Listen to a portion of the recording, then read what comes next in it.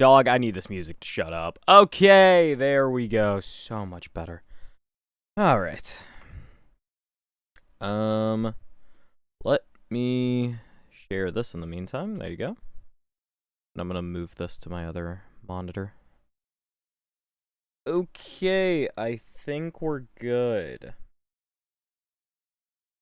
So, how we doing, streams? I need to actually tell everybody that stream has properly started. Okay, there we go. I'm not... Okay, yeah, everything seems to be working just fine, thank... Oh, it disconnected right at that moment. You gotta be kidding me. Oh, wait. Did it actually... Did stream actually reconnect? There's no way. Did stream actually reconnect for once? Hey. People in both chats. Are you guys still here? Like, can you see anything? Or did this crash? Hold on, I'm gonna start moving my screen around to see if it broke.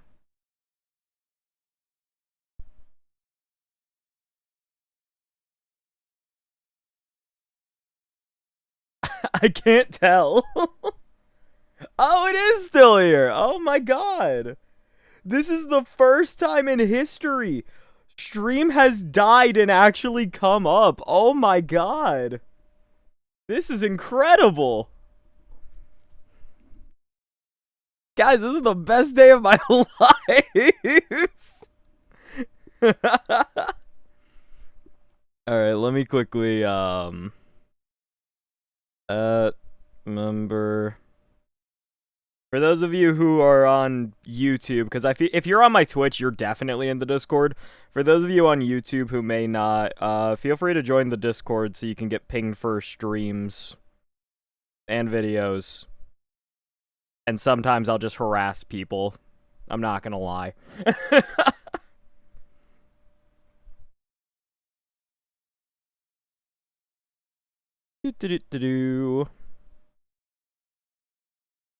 And there we go. Perfect. Did your sub get lost in the middle of the Oh, you did. Hey, thanks for subbing. I completely missed that. My fault.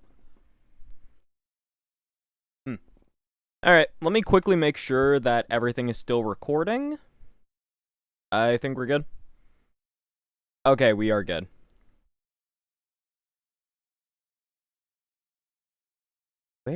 Why does this not... What the fuck? These are not synced up correctly at all. What is happening? Oh. This is a silly place.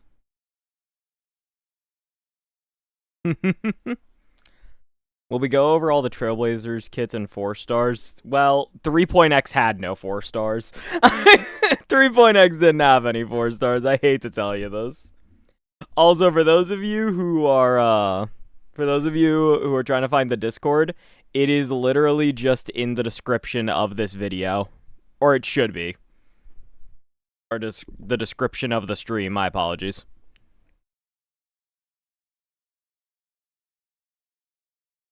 Man, streaming on YouTube still throws me off a lot. I'll get better at it. Anyway.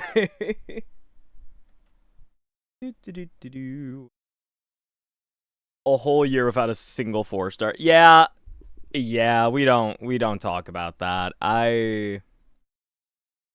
Yeah, I'm gonna make more 4-star videos soon, more than likely, because Jesus Christ almighty. Wow, they hate 4 stars in this game. Like, we just get nothing. We're only doing the 3.x character. Does it not say that in the title of the stream? I feel like, does it not say it in the title? Am I crazy? Oh, no. see what. Okay, hold on. There we go. Better. Okay. I didn't read it.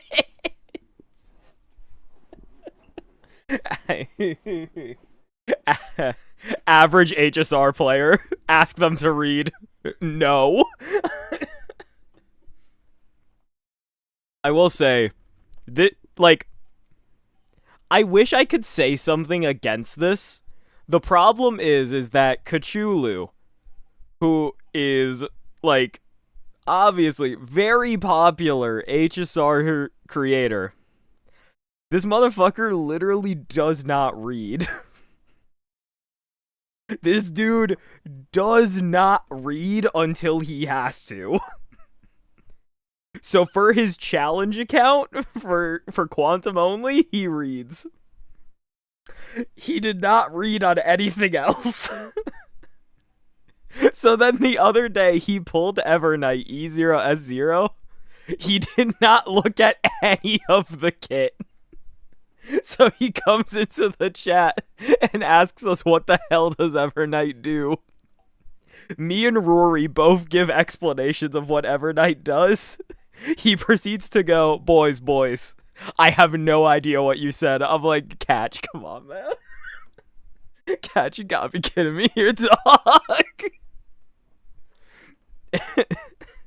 Okay, I'll eventually, Catch did understand what Evernight did, thankfully. That's not the end of it, by the way, is that Catch also got E2 Casteris without knowing what E2 Casteris did. Like, that one made me laugh, because he goes, wait, E2 gives how much charge? And I'm like, you've got to be kidding me, dude. You've had this on your main account for almost a year. I almost killed him.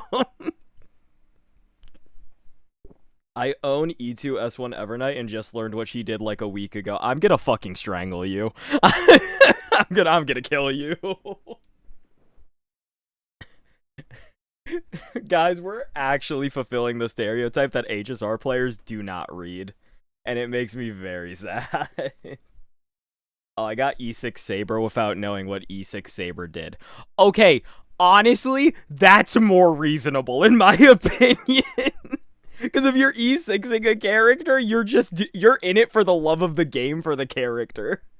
Like, and to be fair, that's the thing with Catch. Catch also pulls E2s just because he likes the character, which is totally valid.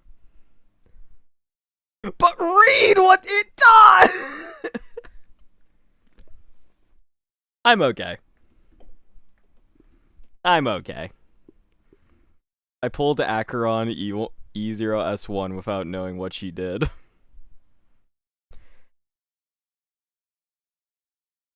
Every day we stray further from God. Alright, so anyway, chat, let's actually get started on what we're doing today, I guess. This is also going to be a video, by the way, so I'm just informing you all now. This is going to be on YouTube in, like, 3 weeks. Maybe 4 weeks, it depends. Look, I got some serious stuff going on right now. This is going on YouTube when I can get it on YouTube. That's about it. I've got 3 videos in the backlog so far.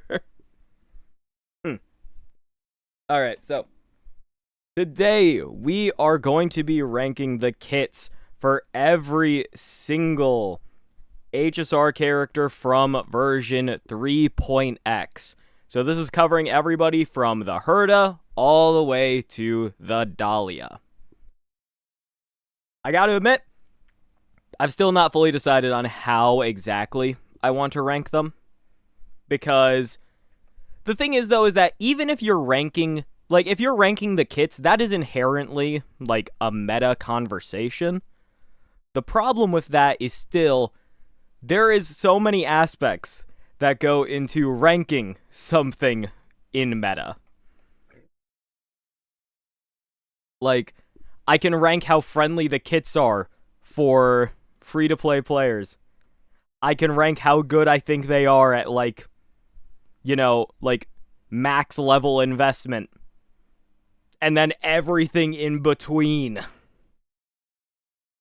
And then even then we can go into just how well I think the design of the kit is. So, for something like... Who's the most broken character here? You know, that's actually a loaded question. Why did I do that? That's a loaded question. Why did I ask that? So like, if I wanted to talk about like Casteris, I think Casteris's actual kit design is like not bad. It's not bad. It's not the most interesting, but it's effective, and I like it personally. But that's also very much drowning in bias because I love dragons. So that's a bit of a rough one. I think yeah, we'll go with that, because even if I really like a kit, because like, here's the thing. I actually really like Mighty's kit. I like how Mighty plays a lot. Objectively, that man is going in the bottom tier. Not quite the bottom tier, but objectively, Mighty's going pretty low because Jesus Christ Almighty, they did not help him at all. Like, if you want a decent Mighty nowadays, you need Sireni and you need Sireedra to make him actually decent. I think longevity also kind of gets factored in a little bit. And to be fair, longevity is affected heavily by if you just get supports or not. And that's just kind of, that's how life goes. But I do think there are some characters here who are designed to last longer because the simplicity of their kit allows for supports to help them more and more. So, for somebody like Finon, I've talked about this in the past. Finon is a very simple character, and the thing is, though, is that his strength is almost entirely tied to how good of a support you can give him, and he will just continuously keep getting stronger based on that. So, with Finon, his scalability is honestly pretty decent. He can hold up for a long amount of time. Now, let's look at fucking Aglia. What the fuck? Why do they hate my girl? Why did she not get anything? It's because she's so hard to make anything for. I'm okay. I'm gonna crash out a lot today, chat. I hope you're all ready for that. Although, to be fair, you all like that, so I don't think there's anything to complain about. Alright, let's get started. I do want to try and do these like relatively in release order, so give me a second to make sure everything's looking clean here. It was Evernight, Dawn Hung, Sireni was alone, and then Dalia. Okay, I just had to switch these four. Alright, cool. So, let's get started. The first character we're going to talk about is the Herta. Now, I feel like I'm going to say this every single time. I like the Herta. I like how she's designed a lot, especially from a visual aspect. Her kit design is gorgeous. Everything about it looks amazing. The enhanced skill, the ultimate, even her basic attack, she just fucking swings like a pendulum in front of you. It's crazy. It all looks great. So, I always want to clarify that. I like a lot of the characters in this game. The problem with the Herta is, oh my god, they tried to make her an ideal support, and they made one of the best hyper carry characters in the game. What are we doing here? Genuinely, what are we doing here? I cannot believe that to this day. Like, we tried to make a character to support this, and we ended up with this. Like, they messed up so badly. The Herta, her kit design, honestly, I think there is, like, still a fair bit of potential. Because, honestly, hold on. I'm gonna pull up Preedwin, because I want to be able to use examples here. Because there are certain aspects of her kit currently that I really like and I think could scale well into the future. Give me 1 second here. I'm also... Okay. I need to be really careful when I scroll. Okay, so let's scroll over here real quick. Where is it? Give me 1 second here. I'm trying to find it. There's something here that changes how damage is processed. Okay, wait. Alright, so here's the first part about the Herta that I really enjoy, is her interpretation stacks. This is a really good way to design an AoE character so that they are not absolutely screwed the moment a bunch of enemies stop appearing. Honestly, they could have taken it further, but I get why they didn't, because we had a lot of, like, very good AoE characters come out during Amphoria, so it makes sense. But you have a max of 42 stacks, and on your primary target, you have 42 times 8 of your damage, which is, like, I think it's, like, what, over 6? Is that over 600? Let me check. No, wait. Hold on, I counted wrong. Yeah. That is over 300%. Oh, wait, no, because it doubles. Because if you have another Path of Erudition character. Nope, okay, so it's 600%. So you get basically 600% increased damage on your primary target. And that is comboed with the fact that she gets 80% attack boost. She gets, what is it? A 50% ice damage dealt boost and a 99% ultimate damage percent boost. That is really, really good. Hi, Kiki. Sorry, I'm mid-rant right now. It's one of those days, you know what I mean? So then this... Yeah, I'm recording right now. I'm multi-streaming now. So we got a YouTube one going and a Twitch one. Because everybody in the content server kept yelling at me for it, and honestly, I kind of get it. This is the recording voice!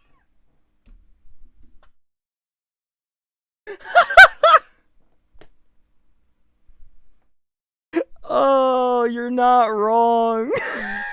It's crazy that it's that identifiable. No, you're not wrong. You're not wrong. I get into a mood when I start doing the talking on videos. Yeah, it does just tend to happen. I start emphasizing a lot. Alright, anyway, back to what I was saying. Yeah, it's 672%. So you get a 672% boost with all of this.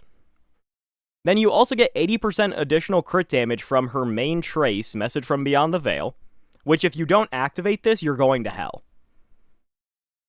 Just quite frankly, you're going to hell. You need this. You need the other Erudition character.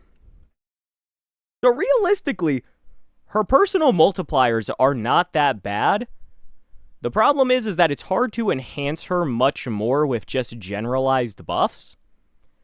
So at that point, what you need to do is, we need to create a character that can generate so much more energy for her beyond what somebody like Argenti can do, beyond what Anexa can do, beyond what Mini Herta or Serval can do.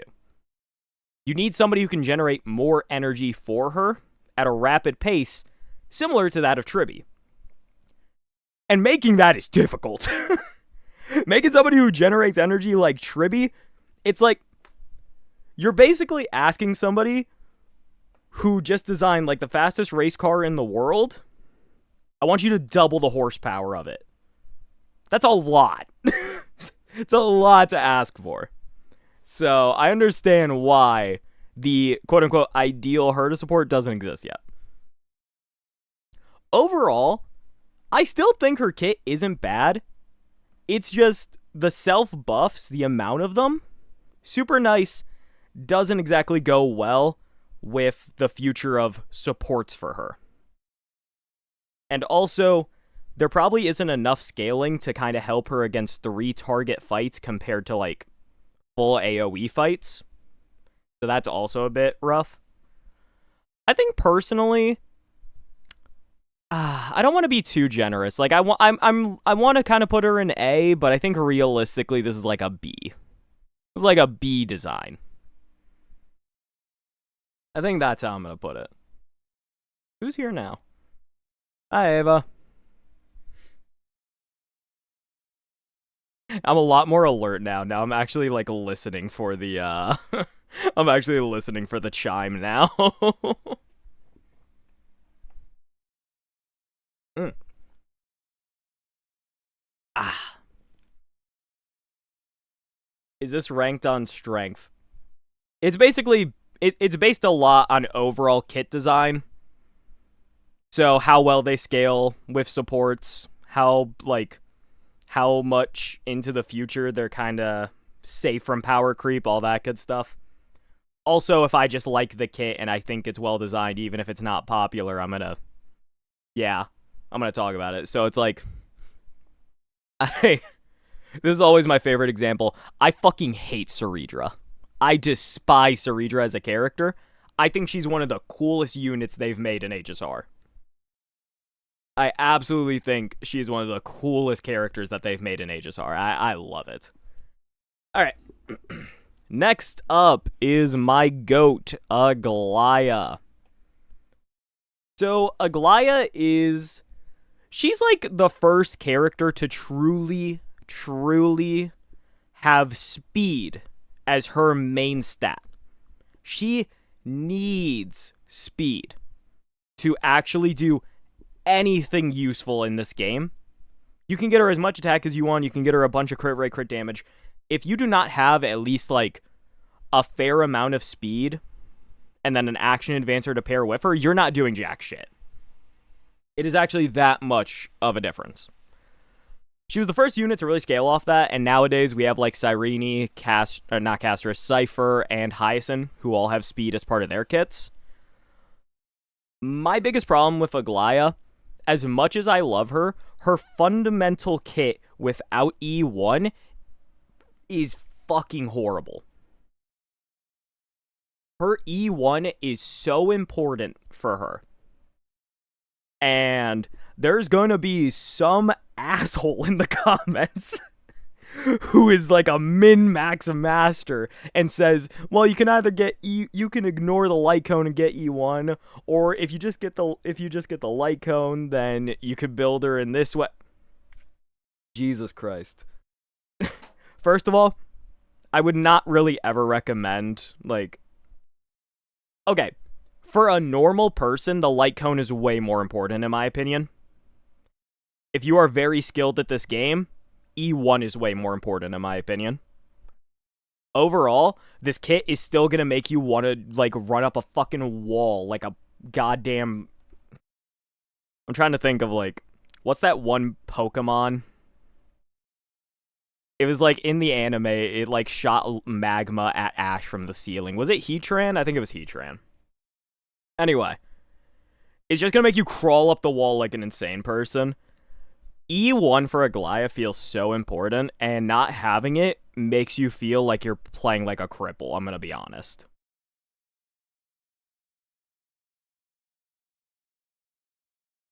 And as much as I love Aglia, and I think her kit is super unique, super fun, and it's kind of what Firefly was supposed to be, I feel like. Firefly had a big emphasis on speed that really only came to be realized when Dalia came out.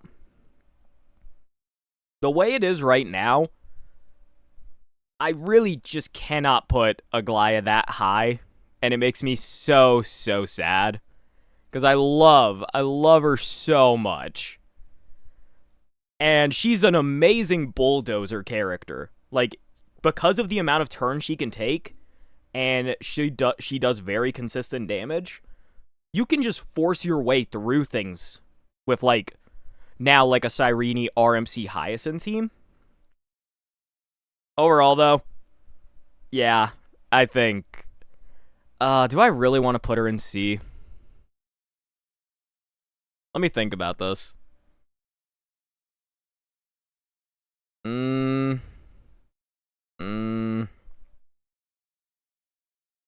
The thing is, though, is that I feel like with Sireni, her E0 issues are solved immensely, which is a very, very big thing.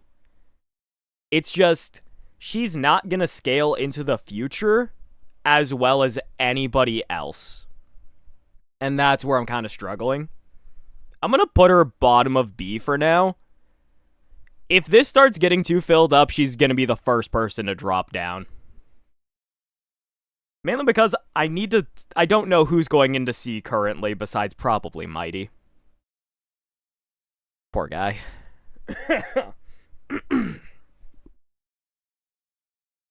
Yeah, me and Kiki had a chat about that the other day. It's just like, damn, it's been a while. And it's like, every waking moment has been consumed by Minecraft. It's so real. Crazy gift. I wasn't going to out what I was... My bad.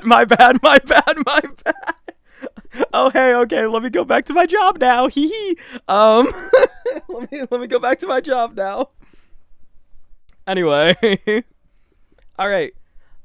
Next character on the list is RMC. I'm gonna be totally honest. To this day, this is still one of my favorite kit designs in the entire game. I love RMC and everything that they do. They are awesome. And this is a free character. This is a character you don't have to pull for. This is completely free.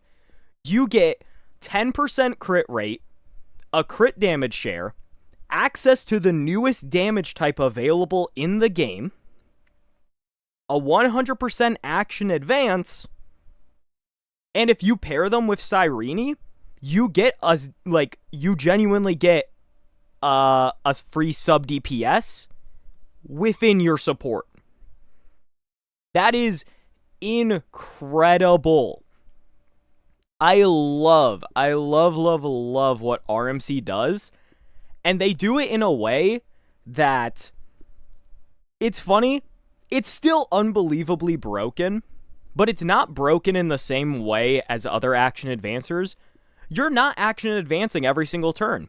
RMC can't really do that because you need to accumulate 100 charge. Your ult gives you 40%, sometimes a little bit more than 40, but you cannot get that action in advance like every single turn. So, you kind of have to and especially, they're very, very, very skill point negative if you try and get them to do it every single turn. That was before the enhanced basic attack changes, which, by the way, that's also absolutely sick. I love that. There's so little to complain about with this character. They pair perfectly with so many characters in the game. They have a very, very unique design, being one of the first Remembrance characters. They work super well. I don't know. Am I glazing too hard, chat? Because I'm like, this has gotta be an S tier, right? Like, what is there to complain about? Genuinely, what is there to complain about?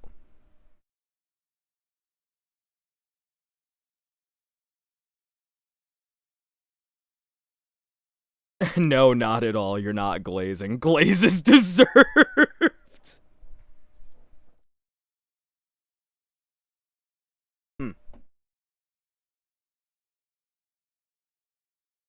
Okay, yeah, new damage type, new buff type. Okay, I will admit it's it's a little open to interpretation technically.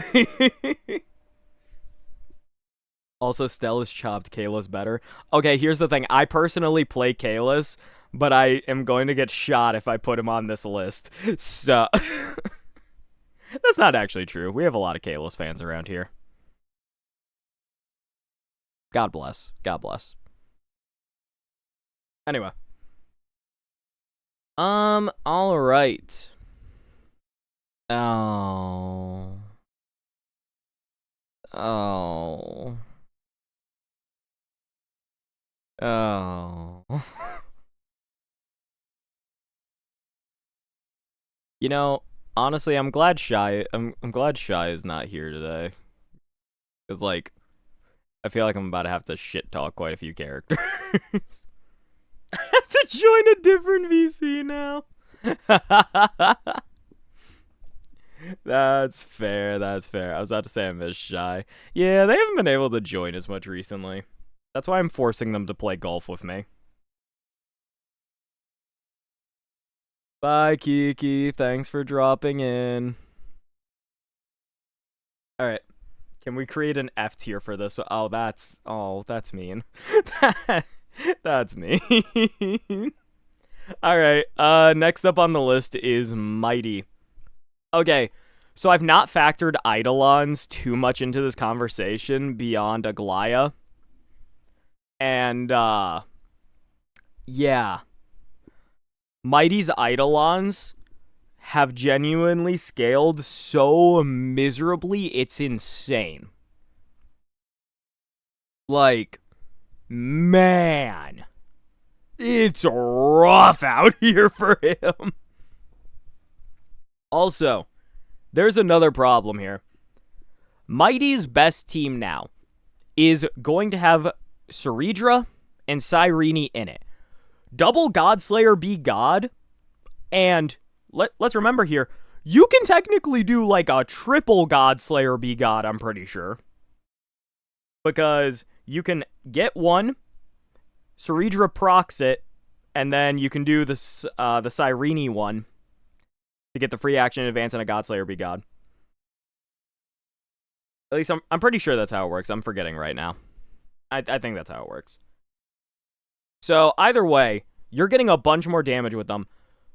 So then we come across the problem that everybody always likes to point out. Hyestin just doesn't work as well with Mighty as she does with the other HP scalers. Because he's so goddamn suicidal. And the charge generated usually isn't as much, I believe, as compared to, like, Luocha. The main advantage is the fact that you're getting the additional charges for Sireni so that she can activate her ult faster and all that. So, yeah. So that's a bit of an issue.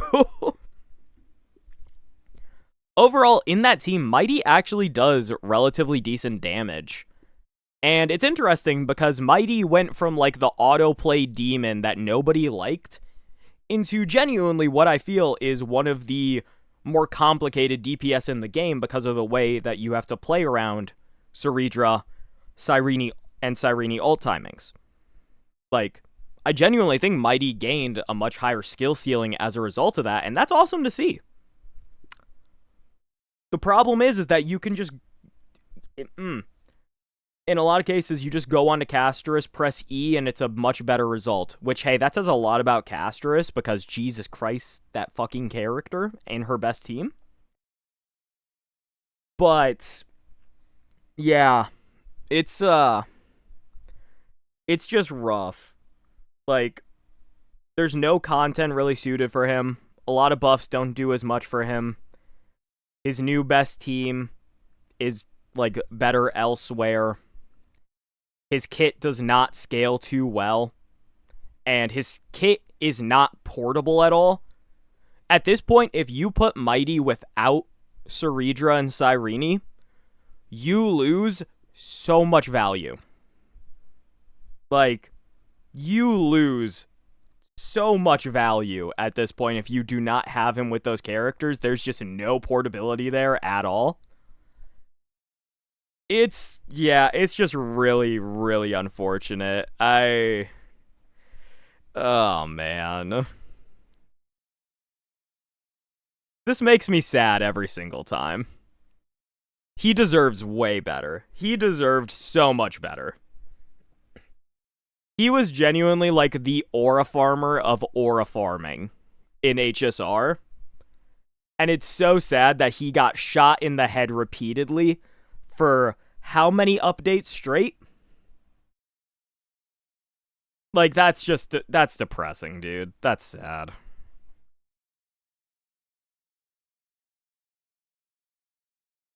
Justice for Mighty, he did not deserve to be this job. Yeah, this one always makes me sad. Alright. Next up is Triby.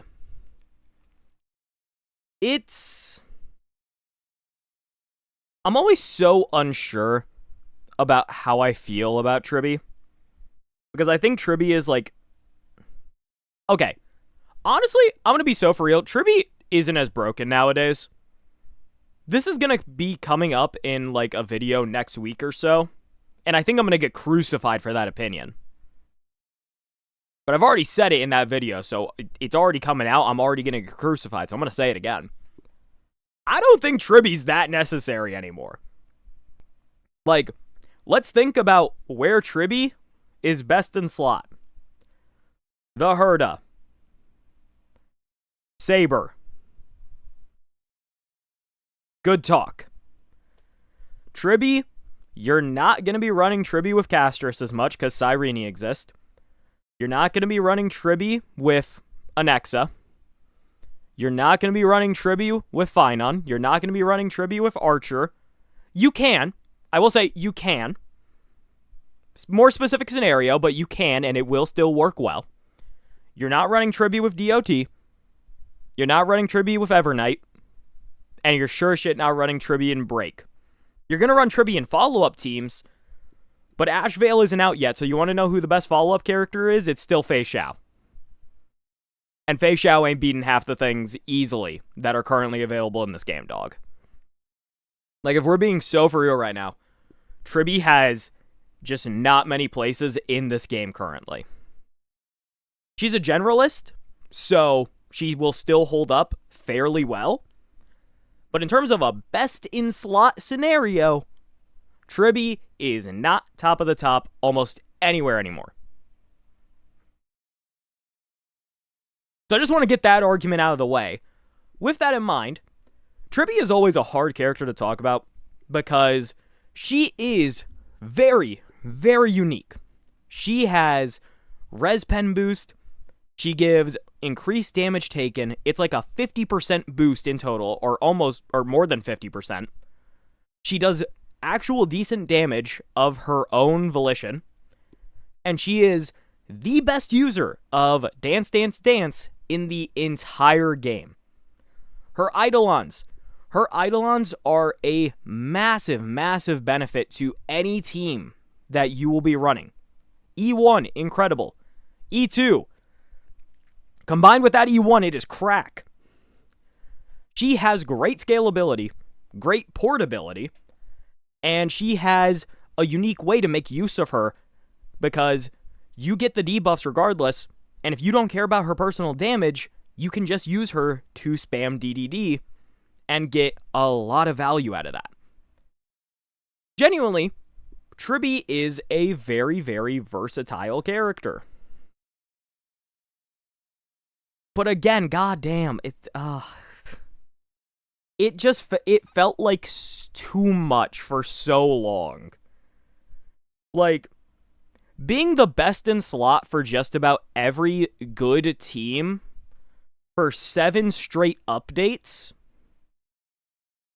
that's not good. Like, that is indicative of a severe problem in your character design. It should not be that broken. That's the best summary I've ever seen. It frustrates me that the best Nihility debuffer is a Harmony character. That's the best way to sum it up. Why are we double dipping into roles like this? Why are we double dipping into Harmony Nihility with follow-up attacks all in one character. Like, that is way too much if we're being honest. Man. I don't know. I'm still kind of torn. I'm kind of torn on where I want to put her.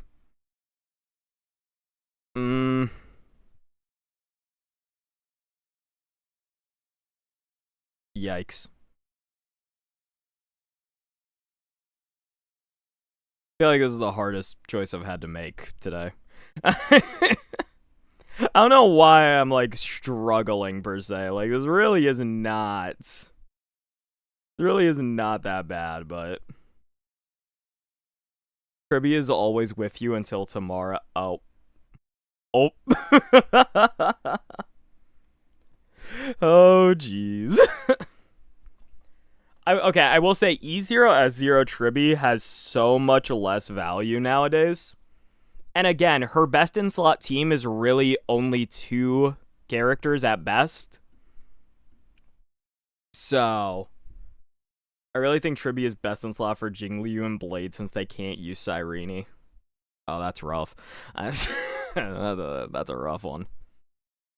Yikes. I think... Yeah, I think we'll put Triby in A. I think we'll put Triby in A for now. That's not too bad. Yeah, but they're not good. Damn, you don't gotta say it with your whole chest, my lord.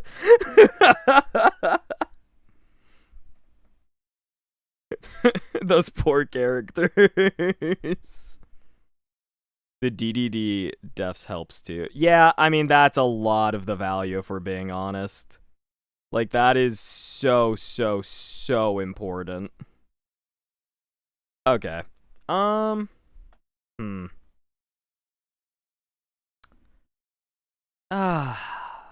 Yeah, okay. We can keep going. So, Casteris.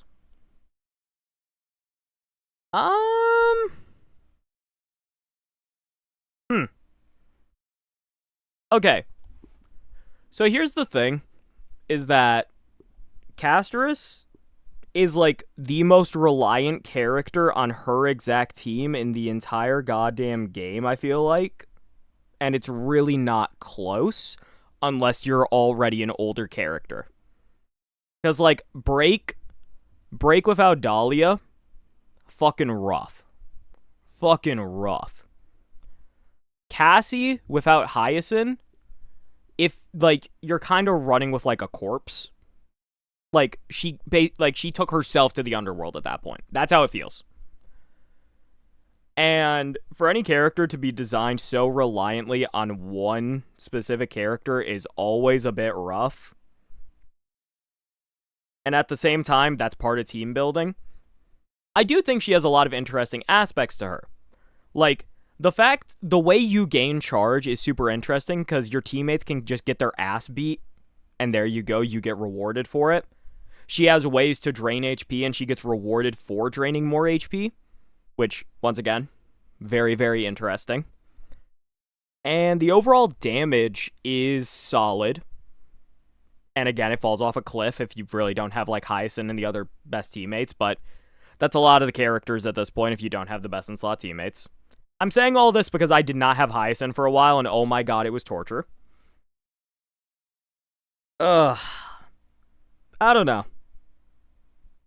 She just has a few interesting problems, and Sireni gives her... it's definitely not the best buff. It's not the best buff. Like, I think Sireedra's buff is probably top 2, top 3. Mighty's buff is probably the best in my opinion. Because it just fixes him so much. It helps him out such an insane amount. And then after that, I think Anexa's buff is also, like, top 3. I think Cassie's probably after them. Yeah, I'm going to say Cassie's like the 4th best buff. So, she has one of the best buffs, not the best. And it fixes her a lot. Because Jesus Christ, the multiplier on that dragon is so fucking stupid. The way it scales is just...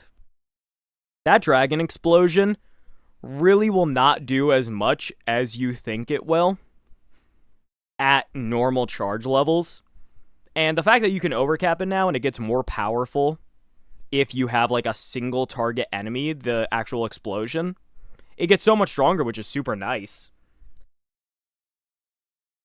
I don't know. I'm gonna be honest, like, as much as I enjoy Casteris, like, I have talked about this extensively. I love her animations. I love how she kind of feels. I don't think her playstyle is the most interesting. I think there are ways to kind of, like, spruce it up a little, but I don't think her playstyle is the most interesting. But, man, the way she scales so hard off of investment and struggles so much without it, it feels unlike anything else in this game. My goodness.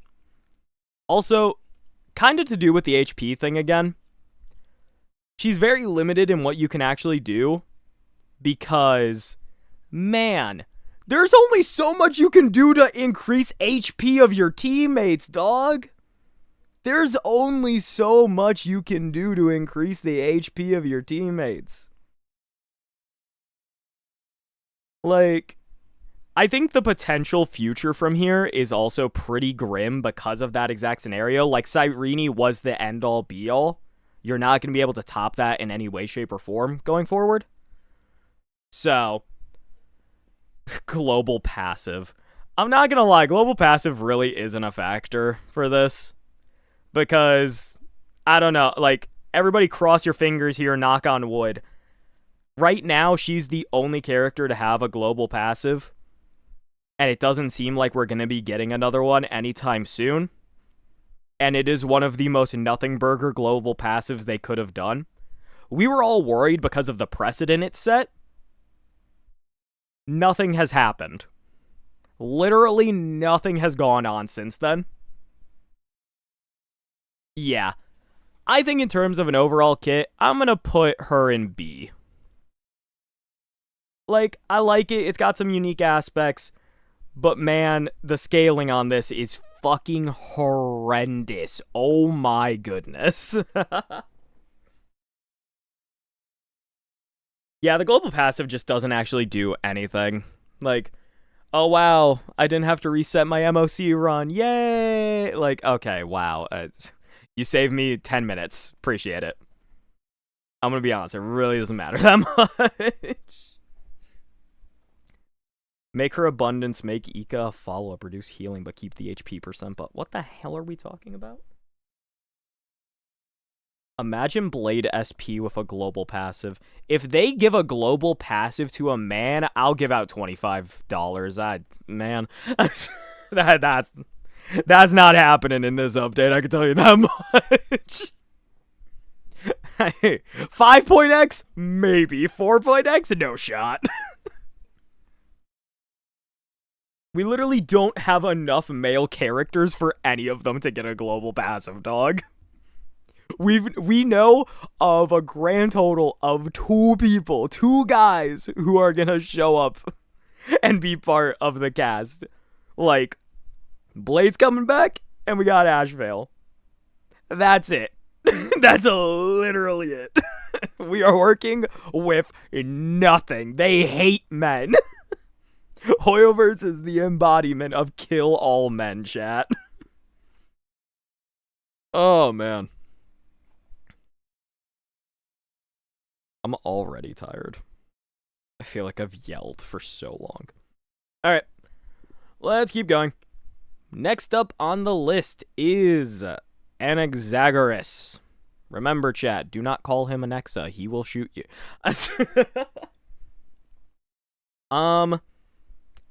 I'm gonna be honest, I feel like we actually don't need to have a long conversation about this. I've talked about Anexa so goddamn much in my videos, and we talk about Anexa so much on stream. This is the same thing as RMC. There's more to complain about, if we're being honest, because without Sireedra nowadays, he's kind of chopped.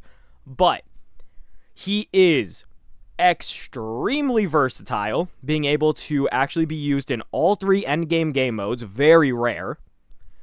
He has been able to use multiple supports over his lifespan. We've seen him with Ron Mei, RMC, Ting Yun, Sireedra. I saw this brother with Hanya one time. That was interesting. He has been able to use Cipher as well.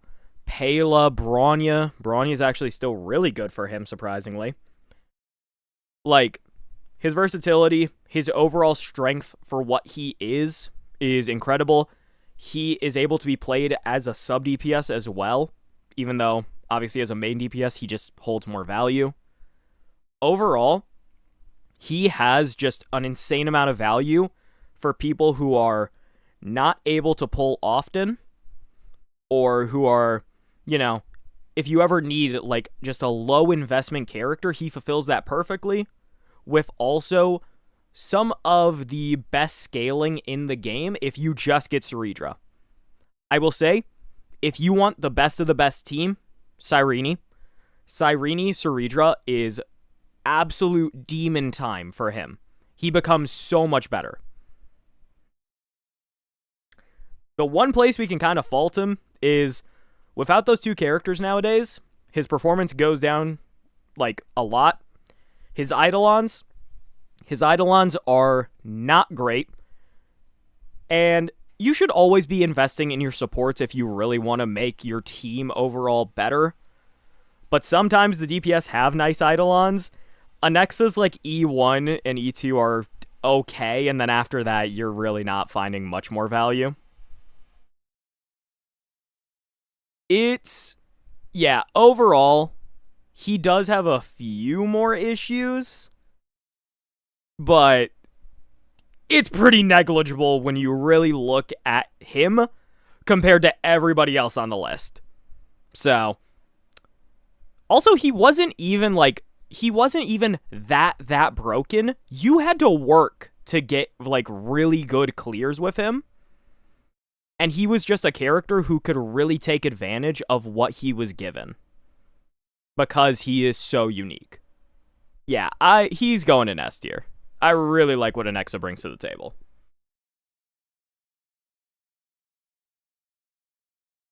Alright, Hyestin.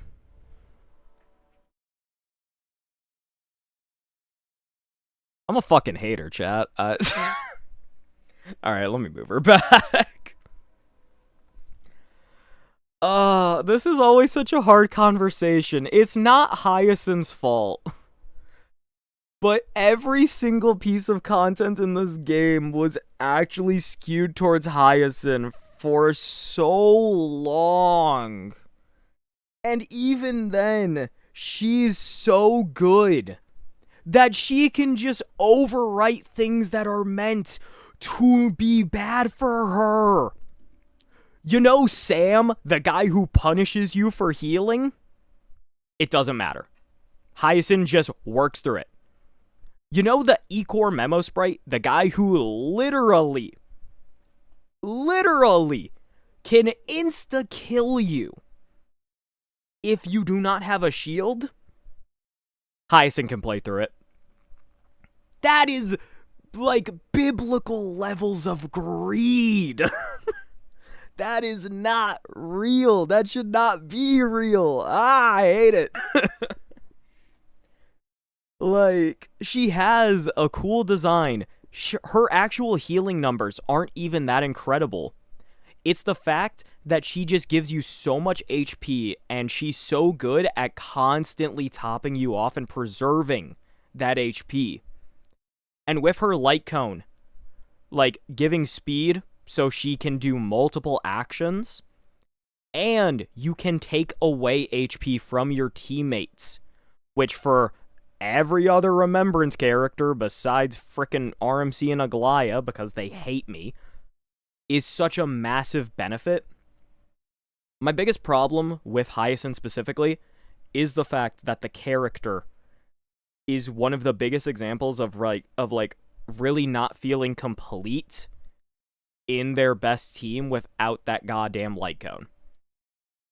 Remembrance as a whole has this issue, and it pisses me off to high hell. Sireni is like the first one where it doesn't feel that bad to not have the signature light cone. Casteris, basically no good options. Evernight, basically no good options. Hyestin in different teams, she could actually be fine. It would just be a bit of a loss overall. I feel like you're not getting the real value you want out of the character. In this Remembrance team, she is so much worse without her fucking light cone. It's not even close. That's also a great point. Why does she just have 100% crit rate baked into her kit? Why does Sireedra have it? And why doesn't Don Hung PT have it? This is like the same problem I had with Triby, where it's too much all at once. And Triby had just a lot of good usability. Content literally felt so much more difficult without Hyestin, to the point that it genuinely just felt awful. It genuinely just felt awful. So, yeah. I don't... Also, her Eidolons are insanely broken. E1 is really only good for the Remembrance team, I'll say that. E2 is literally a 30% speed boost that requires her light cone to activate. Like, if you get hit, then yeah, there you go, you get the boost. It is literally designed to be procced by her light cone, and we all know that it is. This is genuinely just biblical levels of greed. Again, like, trying to keep consistency with these lists is hard, but this character is just too much wrapped up in all in one, and the game state was so closely tied to her to an uncomfortable level that it's just, you cannot let that slide at a certain point. I am going to put her here. There's somebody who, like, skipped to the end of the list real quick just to see what the total tier list looks like. They are really confused right now. They are genuinely so confused right now by what I just did. I keep hearing, like, a ringing sound. I feel like it's my mic arm, but I don't know. In place. Whatever. Alright.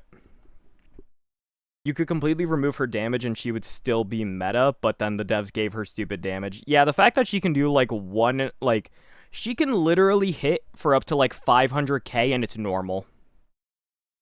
That's really not okay. It's the tinnitus. Guys. Guys. I don't need that right now. I do not need to hear about this right now. Alright. Man. Damn, these guys weren't kidding. YouTube streaming is genuinely the meta. My god. That is such a... Man. Wait, why is Hya in C again? Leia, I'm gonna kill myself. Alright. Let's move on to Cipher. Oh. This one makes me sad because why is Cipher not best in slot on any team? She's not good for any, like, okay, I need to always make sure I phrase this differently. She's really good almost everywhere. The problem is she's not best in slot anywhere. So, she's not best for Mono Remembrance, she's not best for DOT, she's not best for Archer, she's not even best for, like, Fei Xiao. She's good for Acheron at least, but Acheron's also a dying fucking character, so that's a bit rough. It's just... Man. Is Cipher best in slot for Archer nowadays? I thought that wasn't real. I thought that was fake news. Does it depend?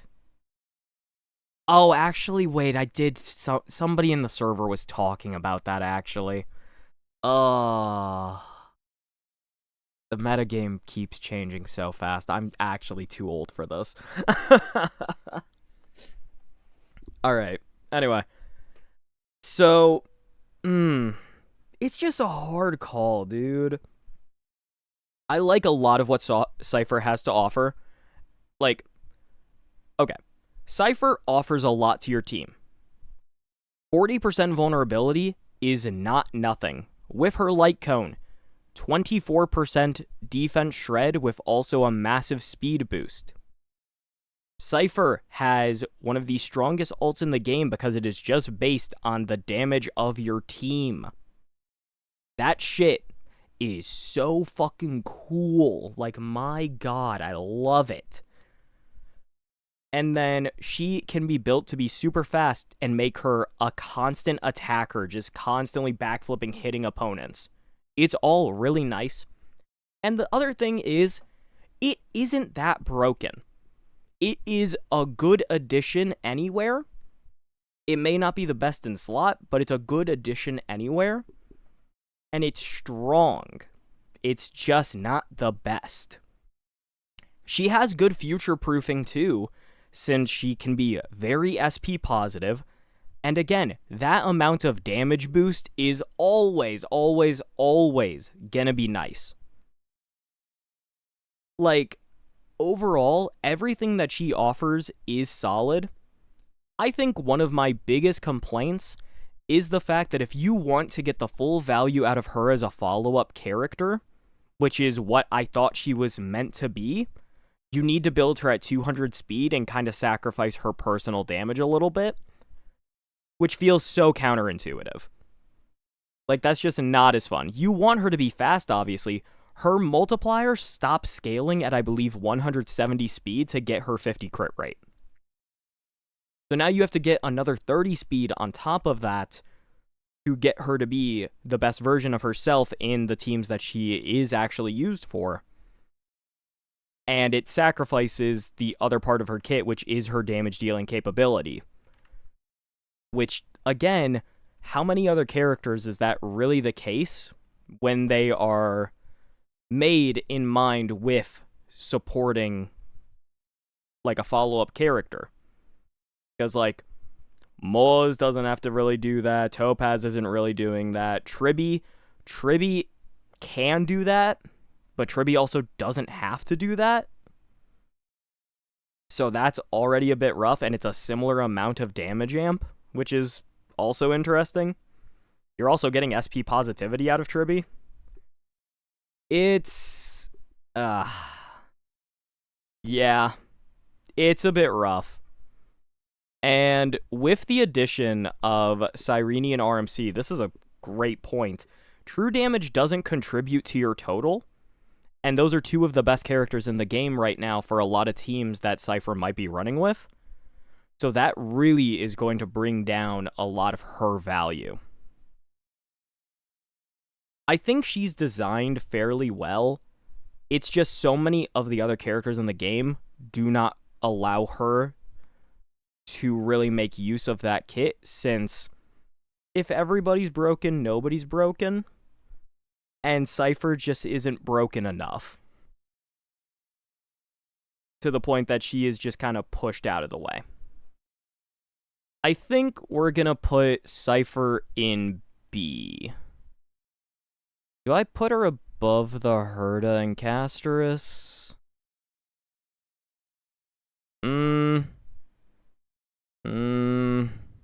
I'm honestly not sure. Okay, to be fair, I don't want to order tiers too much. I'm gonna be honest. I'm gonna put her here for now. I'm not actually sure if she's better than these two or worse than these two specifically. I just know right now Aglia is probably chilling in the back. That's where we're standing right now. Oh, it's my can.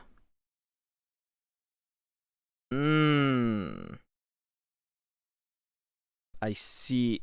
Ava, shut up. Ava, be quiet. Hi, Sunstone.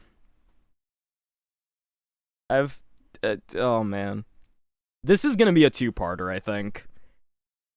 Because, like, I think we've been doing the list for at least 40 minutes, and we're not done yet. We're not even close to being done.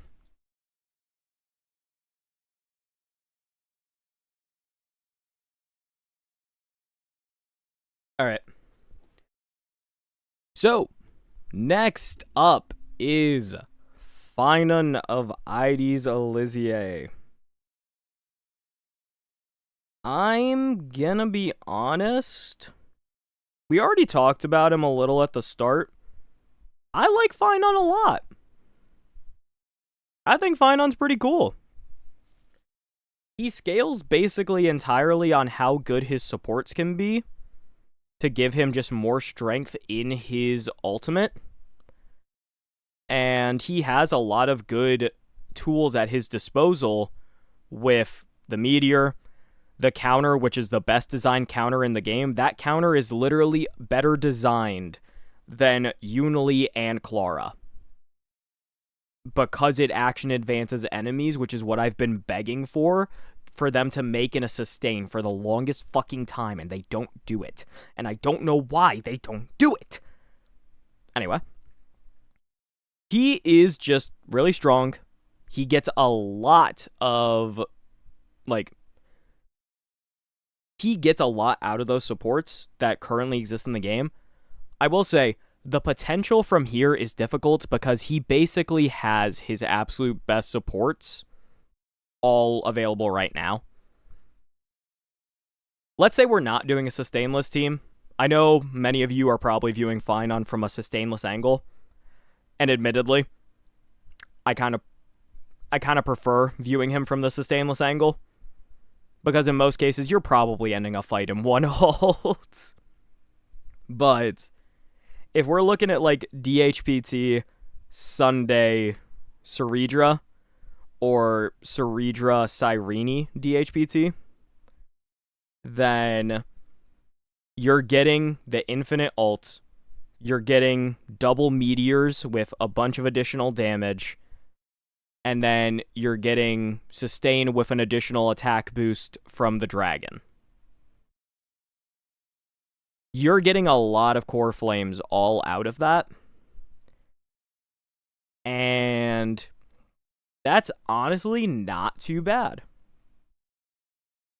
From here, there is so little you can do to actively increase the core flame generation.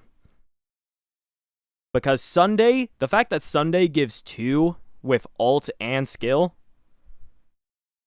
and it's like, it's an energy ult. Does that give a third point or no?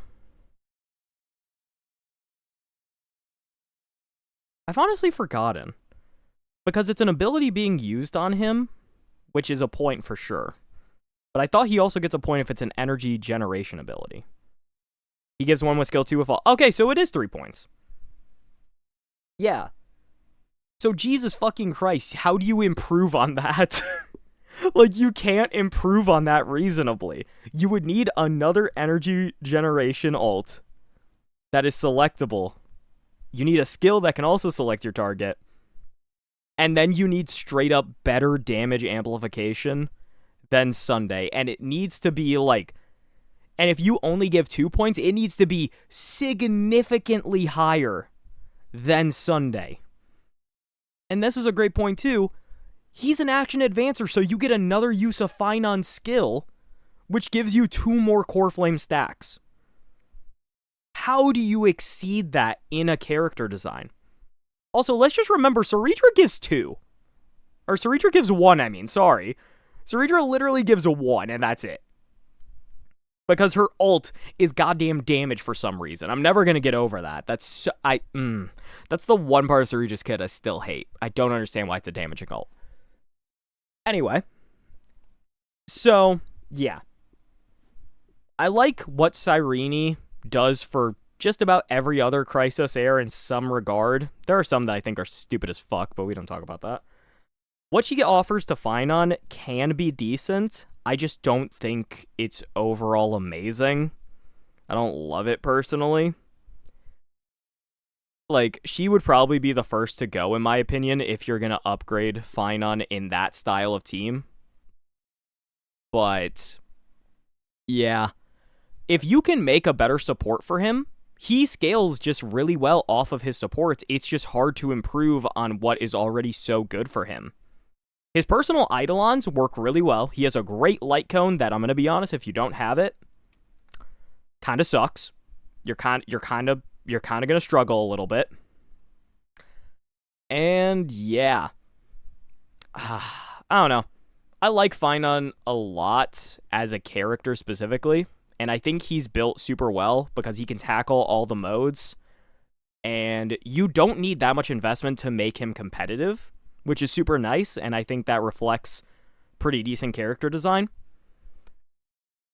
But there's just a lot of issues for the future. And again, he needs like at least a baseline level of investment to really compete with many of the other DPS. Like if you like Anexa at the same investment as Finon is going to perform better in a lot of cases. And we don't talk about Archer because Archer just got the biggest gift of all time, but hey, it still counts, I guess, so Archer with similar investment, oh my god, that's scary. It's a rough spot to be in. I'm gonna say that Finon is probably sitting at... honestly, he's probably sitting in low B tier too.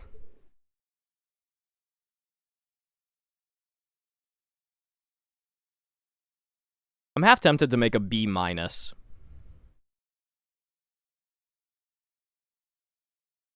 like, I do think these two are a little bit lower. Just in my opinion.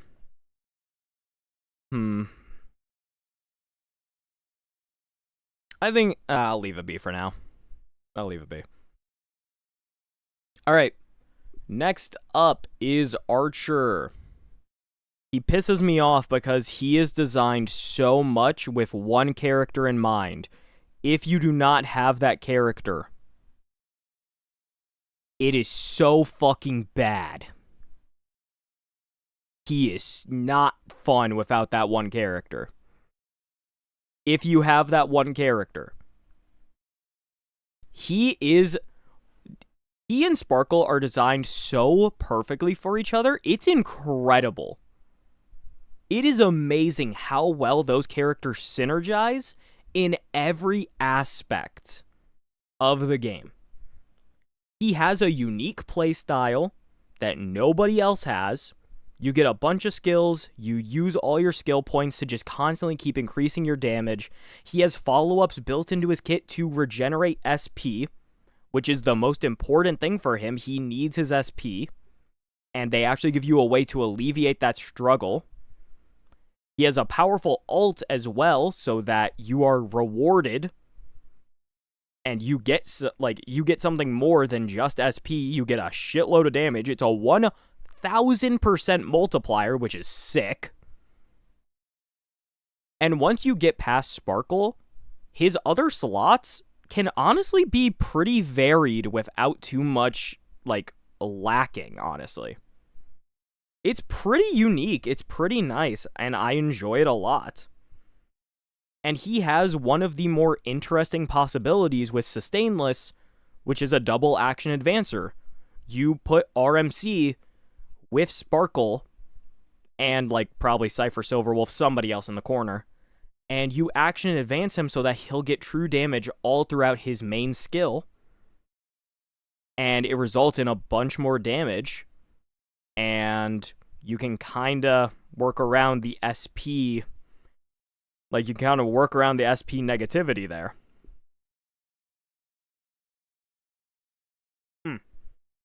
Overall, it's just a solid design.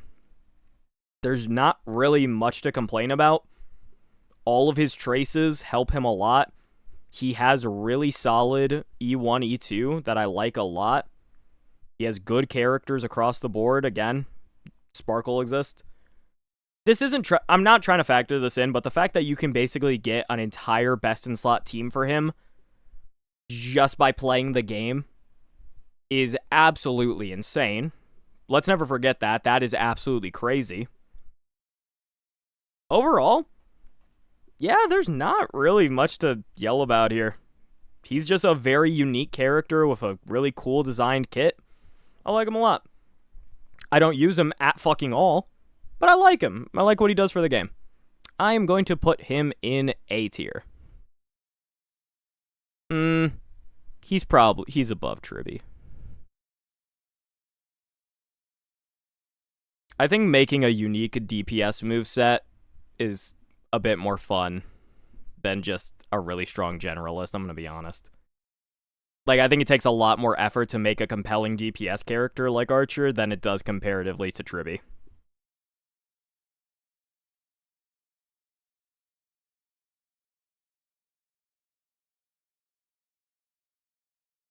Sparkle's buffs made him even stronger. Oh, don't worry, I'll never forget that. I was yelling about it for like a week.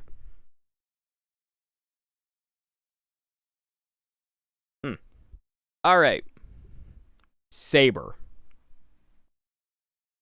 Okay. So, this is rough.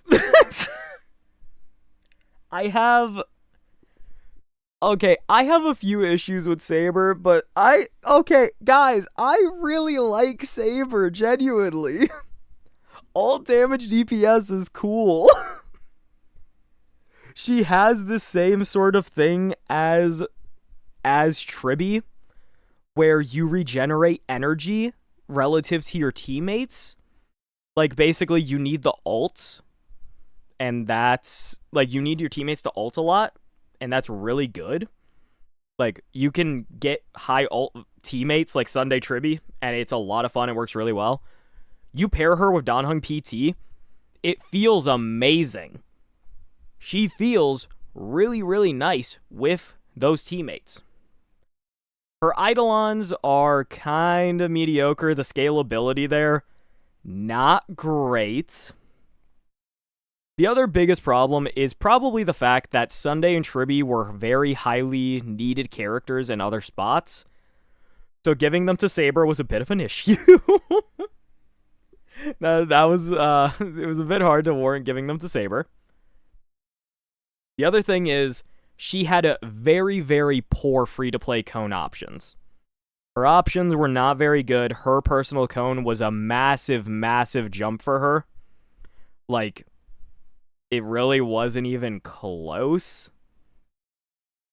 And, yeah, I think the other biggest problem is that despite being a destruction character with a very powerful, like, AoE ult, she's really not that good in Pure Fiction, chat. I'm gonna be honest. She's really not that good in Pure Fiction. She really doesn't feel great. And it's really unfortunate. Especially since her attack frequency isn't even bad. You can do skill, action advance, skill again. Then, if your energy is high enough, you get a free action advance turn to skill again, ult, and then you get an enhanced basic attack that will regenerate an SP for you and hit everything on the field.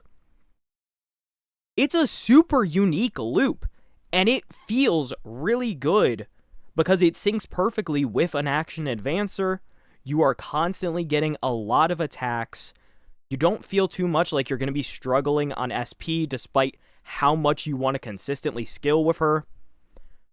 And even then, she has a built-in mechanic to make sure that she doesn't waste too much energy. It's an overcap mechanic, and it's crazy that, again, I don't care what the fuck. Why do we not give Himiko an overcap? I'm gonna bring this up in every video some way, somehow. It angers me so much. Just do a mini buff or something, please. Anyway.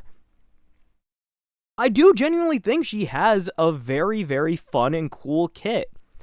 The problem is is that it's just not fucking strong enough. It's a little too specific. It doesn't excel where you would most want it to excel. And I feel like it's always blown out of proportion because damn, Archer released at the same time for free, and he is so much better. With that in mind, I do think Saber actually has a very neat design, and I feel like if we got another powerful energy regeneration teammate, they would likely ult a fair bit. I think with that in mind, she could actually be good in the future. Like, she has decent potential to improve. And right now, the kit isn't that bad. Yeah, that's the best way to put it. A lot of people who love Aglia also love Saber. That's the interesting thing. Because I really like Aglia, and I really enjoyed Saber, and multiple people I know feel similarly. She is really held back by teammates, I think, and just the current potential in the game. I'm not sure it's going to get better, but I think at some point we're going to get another energy teammate, and that's going to help Saber a lot. The one thing I would say is, I think at base, probably just low investment, I honestly think Saber, low investment, probably is going to feel a bit better than Aglia. Because Aglia, you're probably going to have to end up sacrificing some form of your damage for an energy regen rope. Especially if you're missing, like, Huoho. It's... Yeah, the teammate comparison here is a little rough. Okay, again, I'm overly harsh on Aglia because I play her and I love her a lot. So I also identify more of her flaws. It's a bit rough. I'm gonna put Saber probably in the same tier as Aglia.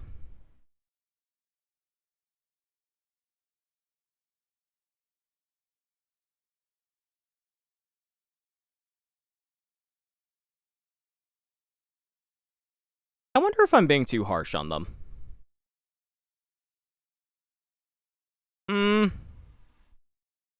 Nah, it's fine. Alright, let's keep going. So, I completely lost my train of thought. Next up is Hyestin. Chad, I'm gonna be completely honest. I just don't have much to say. I like Hyestin a lot. I have her E1, S1. Her E1 is a huge damage boost. Her S1 is just great for utility. You get a lot more damage. You get free speed boost. She's also just straight up essential if you want to play DOT in current day. It's not even funny how essential she is to that. Overall, she's a great character. She does a lot of what I personally feel DOT should do for the future. Because she can trigger detonations on her ult, and she will regenerate SP on her own. With DOT being so SP hungry, it's super essential for characters to have some way to build SP back into their kit.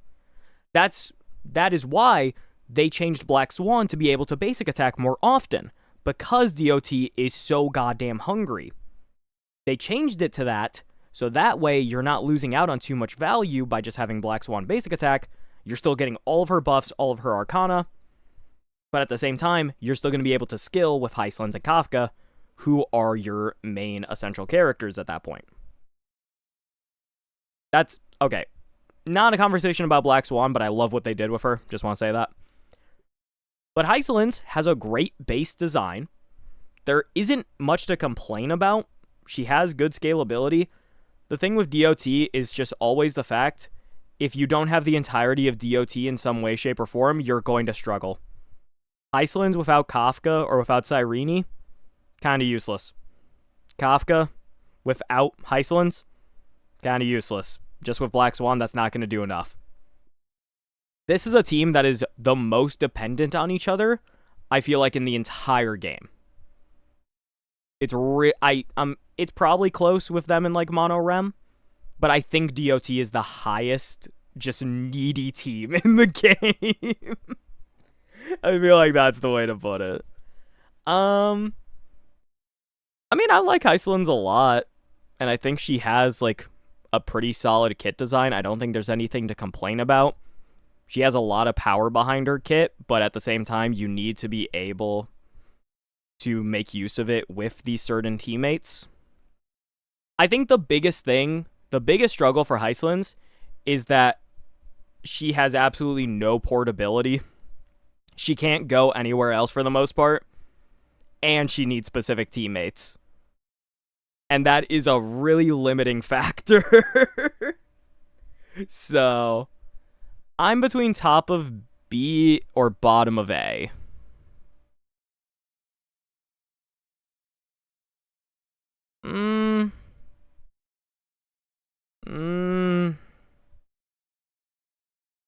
I don't know, actually. It's a very minimal difference. I'm going to go bottom of A.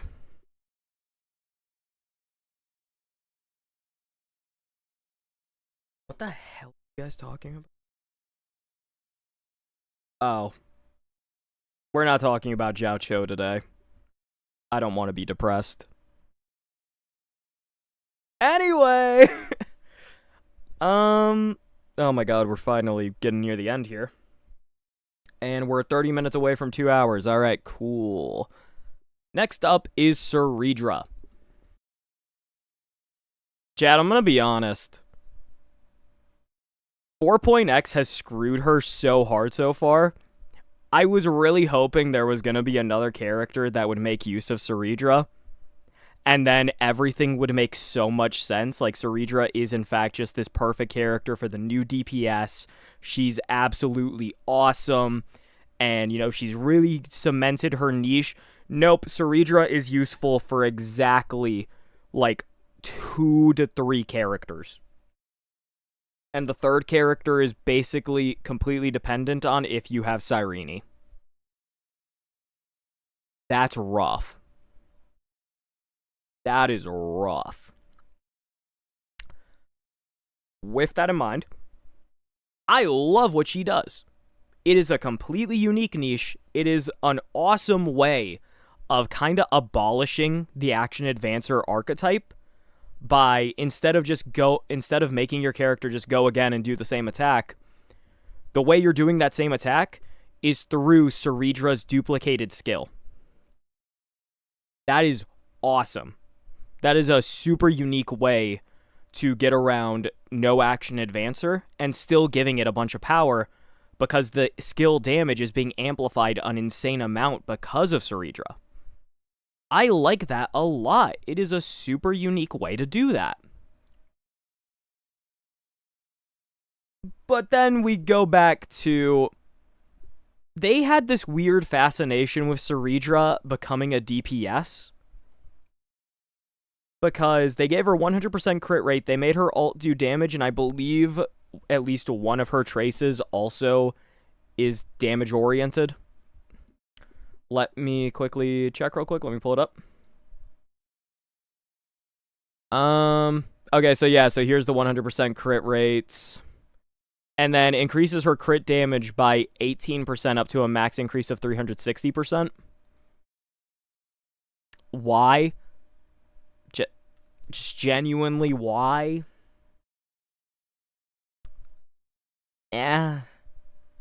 Also, while Sireedra's charge is below its maximum, the character with military merit using their ultimate grants Sireedra 1 charge. This effect can trigger once per battle. What the hell is the point of that? Why not make it more consistent? This is like... These are like the most nothing things ever. I like the last one that increases speed and it regenerates energy when your character with military merit attacks. That's super, super cool design. I like that a lot. So that can also pair well with action advancers, which is unique. Overall, so she can't be used with ult spam characters. That's fair, but at the same time, why the fuck even write that in? And also, why give her fucking 100% crit rate? What does she need it for? I'm at such a fucking crossroads with Sireedra because her actual main gimmick is so cool. But the rest of her kit is so fucking nonsensical. It just it aggravates me so much. Again, I like what Sireedra represents in the game a lot as a unique support. And she's really good for those characters she's good for. The problem is that they make use of that signature mechanic, and then everything else relating to Sireedra is just kind of straight up useless in those teams. And then don't get me started on everywhere else. So, I think with that in mind, we're gonna put her at B. I'm gonna put her high B. Again, I don't know if she's higher than the Herta. I'm going to put her below the Herta. Because once again, for the person who's skipping all the way to the end of this video, they're going to leave a comment about that if I don't switch that. And I know this is like an insanely unnecessary level of self-awareness, but I just know it's going to happen, and I'm trying to save myself some grief. All right. Next up is Evernight.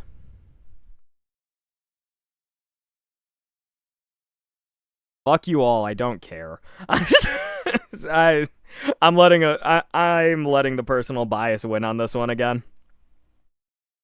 Okay.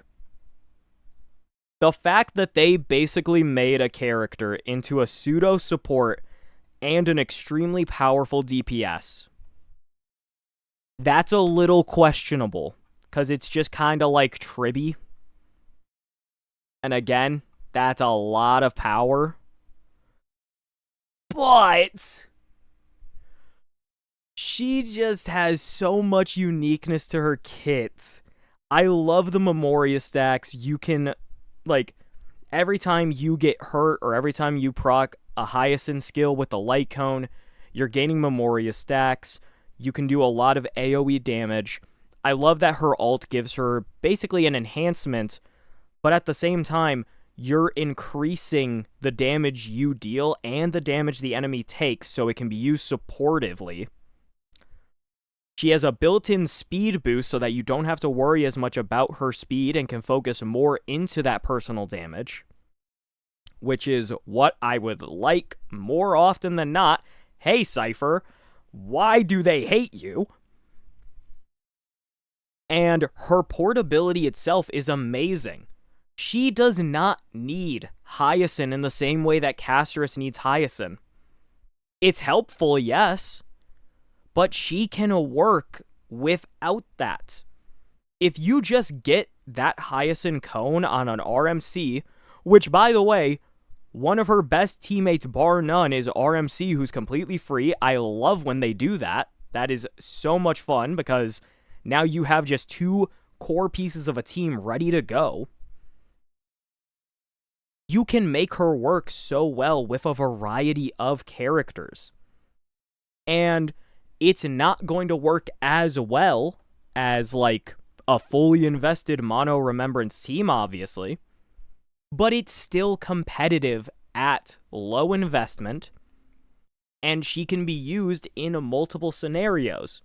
Her worst place is probably Apocalyptic Shadow. And if you have a Ron May, that does fix it up a little bit. But if there's just, like, even with Ice Weakness, because you'll have RMC as well, thankfully, you can make that do.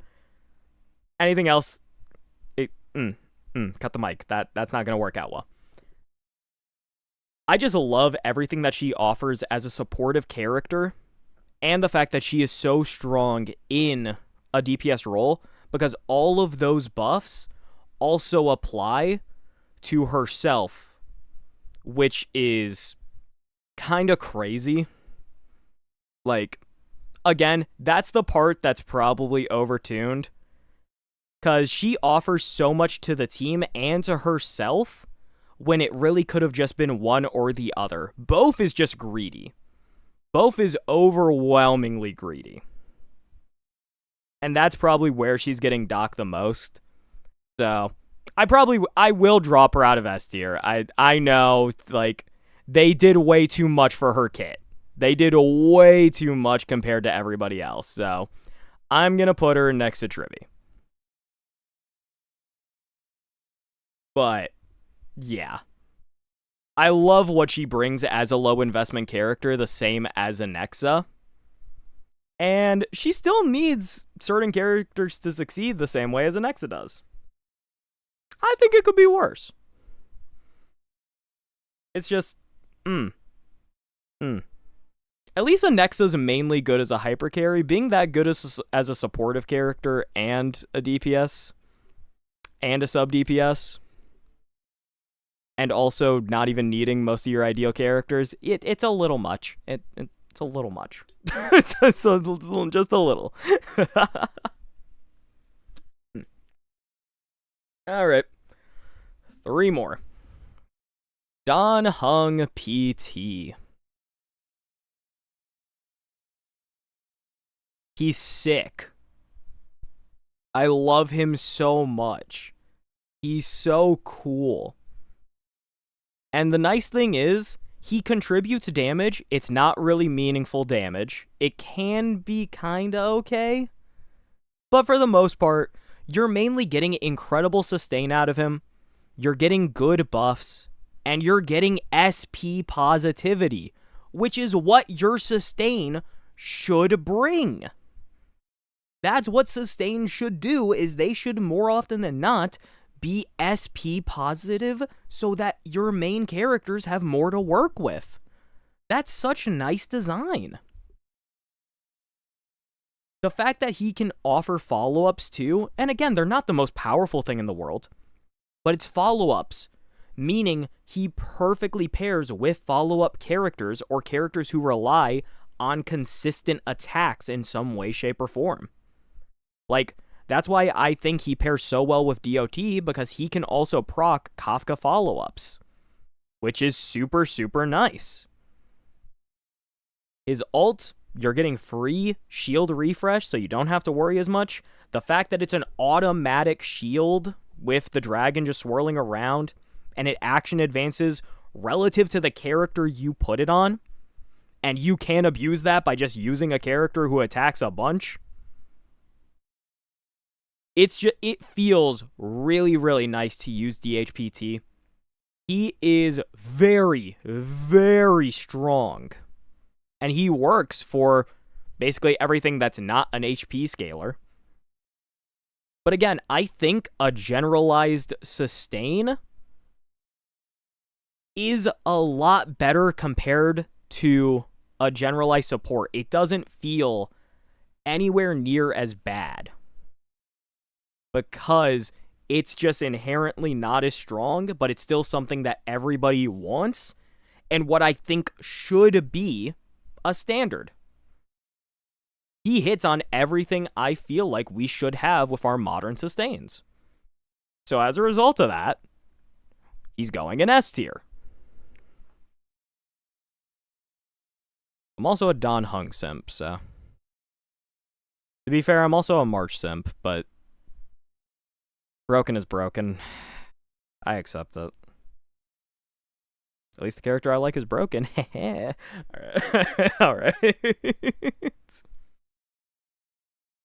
Not wrong, Leia.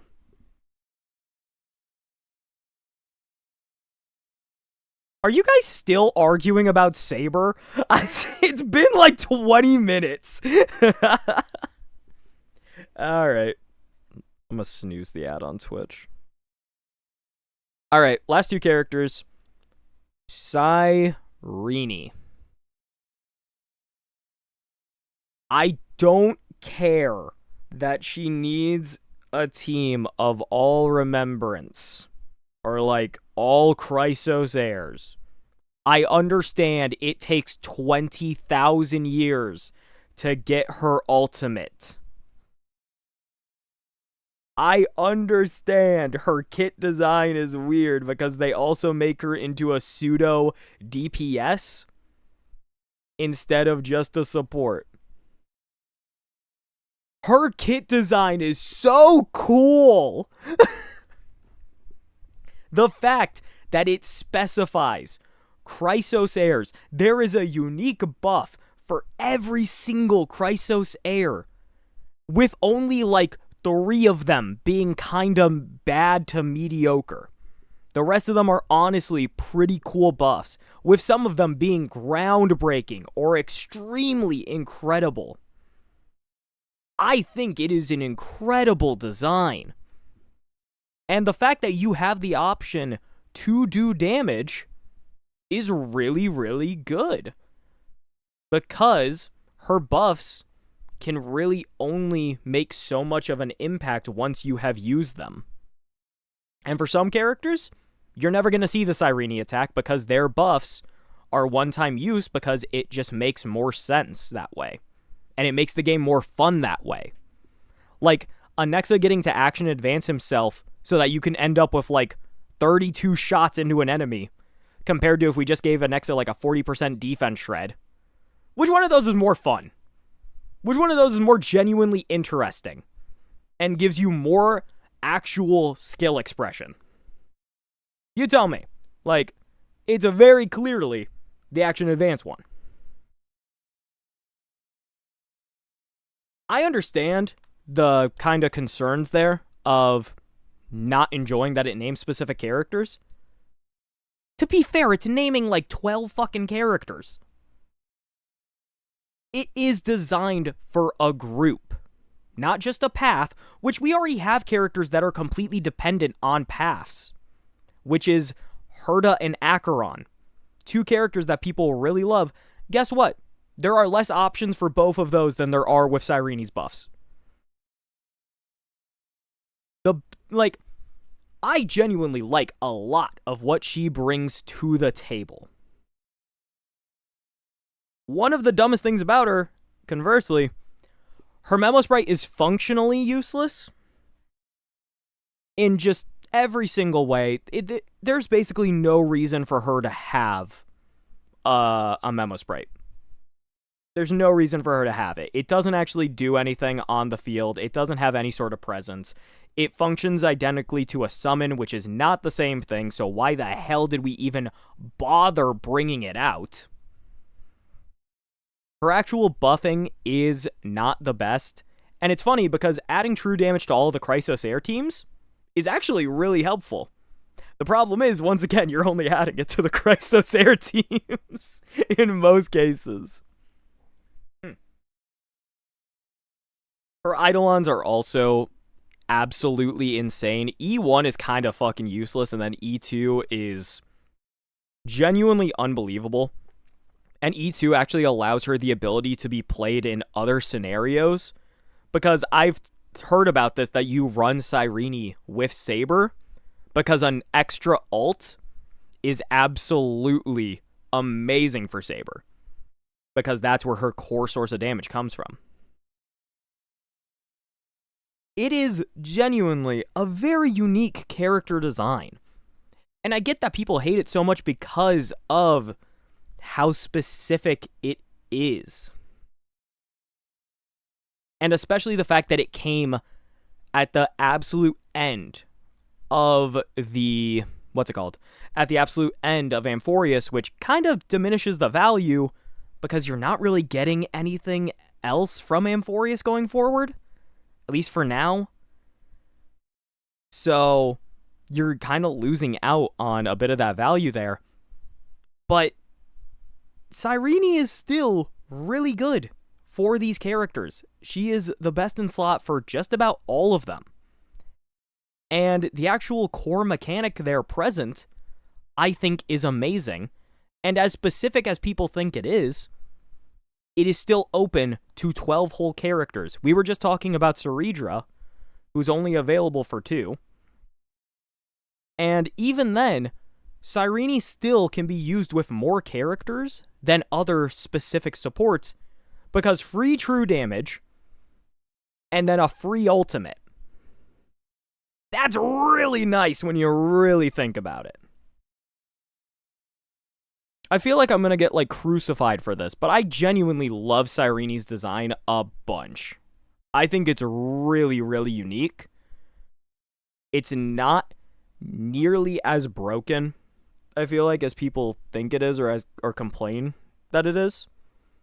The fact that it's almost essential for characters, I get that. That's a very valid complaint. That's an absolutely valid complaint.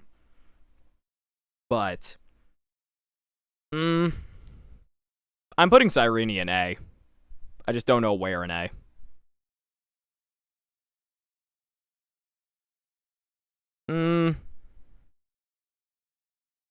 I'm gonna put her here. Because it's the same thing as Hyestin's, where, again, a lack of portability really hurts.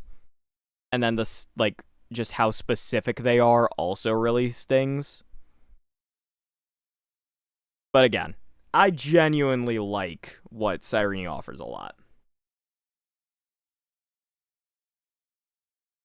Alright, last character, Dalia.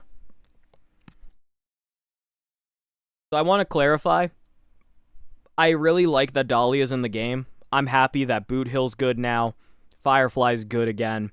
Rappa's good again. Rappa's not as good as the other two, sadly, but hey, she's good again.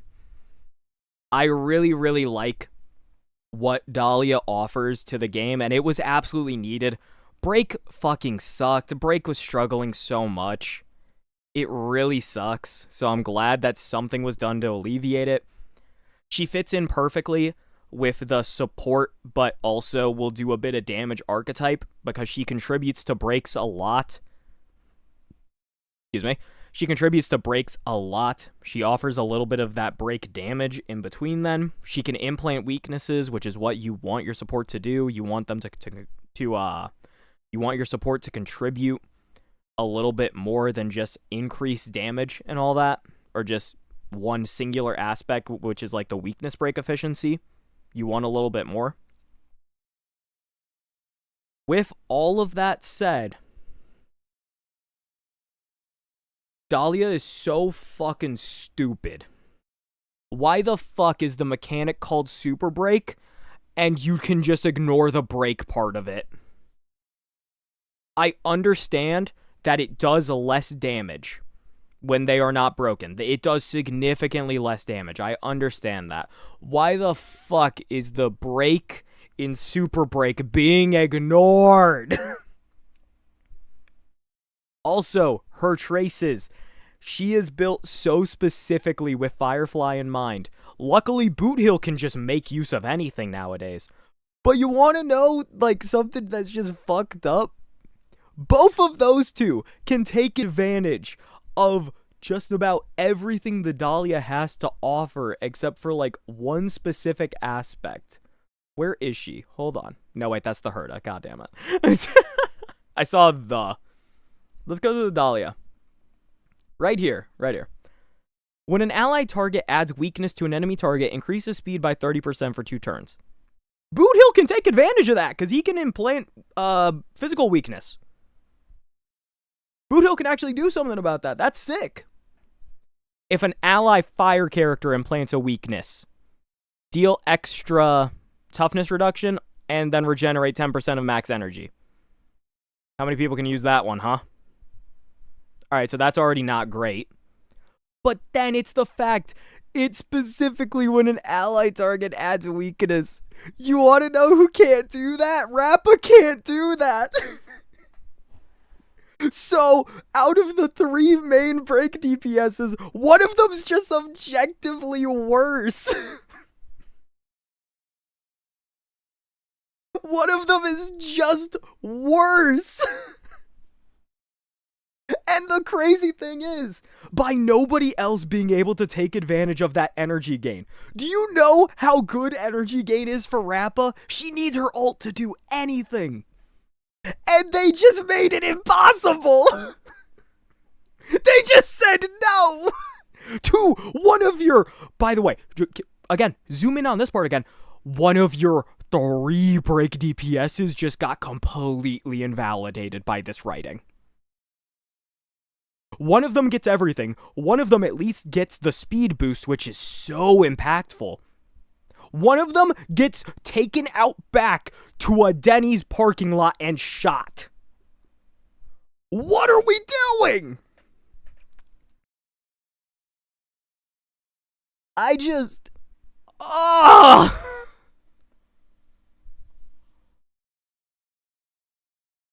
Oh... Yeah. Yeah. I know that Rappa's not a popular character, so it doesn't make as much sense to pander to her. Like, Firefly's the golden girl, Firefly gets everything. I'm okay with that. I mean, it's not great, but, like, I use Firefly, so hey, oh well, I guess. But this is just... And again, let's go back to the main issue I had. Why the hell can you take the break out of Super Break? Toughness reduction taken by enemy targets while not weakness broken can be converted into Super Break damage. That is the dumbest fucking thing I've ever heard in my entire goddamn life. We're literally just breaking the mechanic entirely because we feel like it. Like, dog, come on. Again, I like that Dalia exists, and I like Dalia as a character a lot. She's going in C tier, dog. This design just fundamentally breaks everything. For no good reason. Because you're already increasing the weakness break efficiency. At that point, just let them break through anything like Fugue does. That still would have made more sense than just breaking when they're not broken. Or like dealing damage when they're not broken. Oh. Alright, I got it out my system. Alright. And there we go. This is my 3.x character kit ranking. As a reminder, Aglia and Saber, there's a little bit of separation between the rest of the pack here. Cipher's weird. I don't know. I like Cipher a lot. She's a weird character, admittedly. And then, honestly, I think Herta might be able to go higher. Also, I'm still thinking about it. I still feel like I was too harsh on Aglia. I love a lot of what she offers, especially since she can kind of just brute force most things. But man, that investment is a little rough to really get the most out of her. I don't know. Again, I cannot emphasize this enough. I'm a massive Aglia fan, so I think I'm focusing way too much on the faults instead of the good things. I'm sure the comments will correct me. Maybe call me a slur, we'll see. And yeah. The rest of this I actually feel pretty fine about. Actually,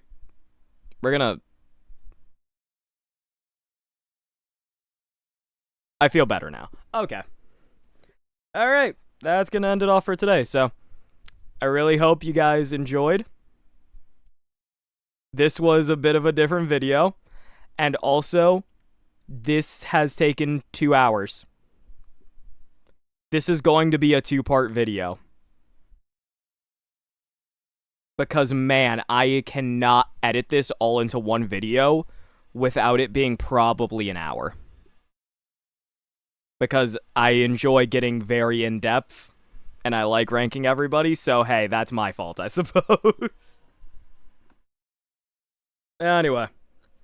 Alright, well, thank you all so much for watching. Remember, this is the YouTube intro, guys. This is the YouTube outro, guys.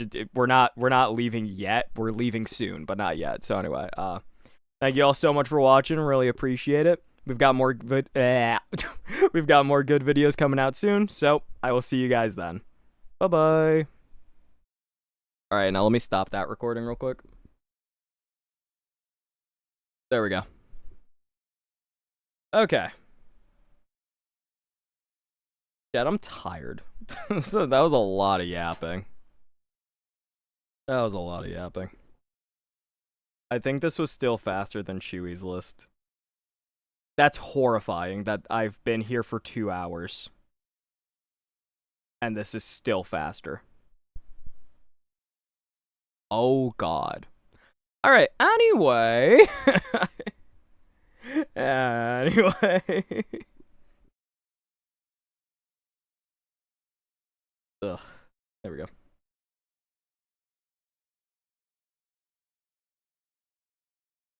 I feel like I'm gonna sneeze. Oh, yeah. So anyway, chat, at some point, we're also gonna do this with the other characters. Like, I wanted to do multiple today, and I didn't realize that this was gonna take so long, so... Probably next week, we're gonna rank 2.x, I think. Because I'm gonna be honest, I don't want to talk about 1.x. I really don't want to talk about 1.x. So, we're going to do 2.x, and I feel like that'll be a lot of fun. I feel like that'll be a good little talk, so.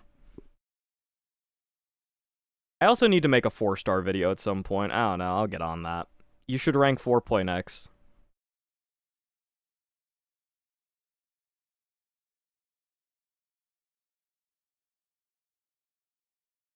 I did it.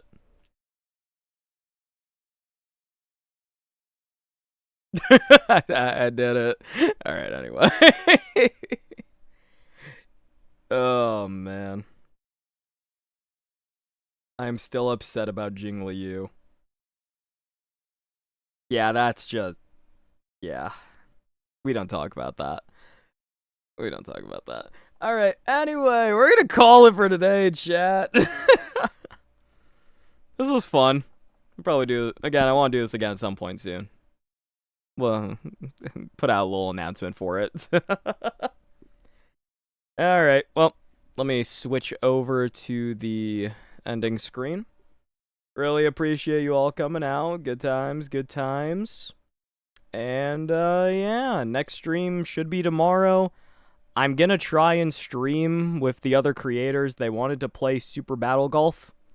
So we're gonna try that. And I'll try and stream it. I will maybe forget. We'll see.